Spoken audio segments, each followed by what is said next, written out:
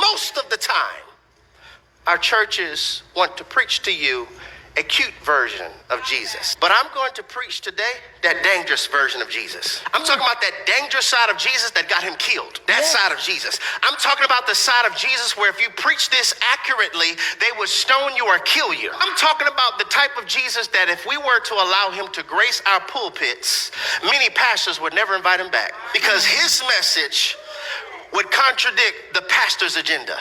Because if Jesus could preach in our churches on today, I'm talking about that dangerous Jesus, that version of Jesus that will flip over tables in our lobbies.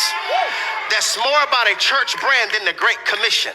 That dangerous Jesus that will flip over these royal chairs that be in pulpits, that have pastors acting as though they're celebrities and mini stars instead of ministers, and they care more about gaining followers than making disciples. I'm talking about that Jesus, that dangerous Jesus in pulpits that have pastors acting as though they're celebrities and mini stars instead of ministers, and they care more about gaining followers than making disciples. I'm talking about that Jesus, that dangerous Jesus that will flip over tables that's more about church growth than church health. I'm talking about that dangerous side of Jesus that will frustrate those who are gossiping and bad-mouthing about somebody else's sin who went public. Bad-mouthing those who we know their sexual sin, but if truth be told, many of us did the same thing. The only difference is yours wasn't on the Shade Room. The only difference is yours wasn't recorded and uploaded to OnlyFans. The only difference, y'all don't want to talk to me, will preach against somebody's sex tape and you did the same thing, just it wasn't recorded.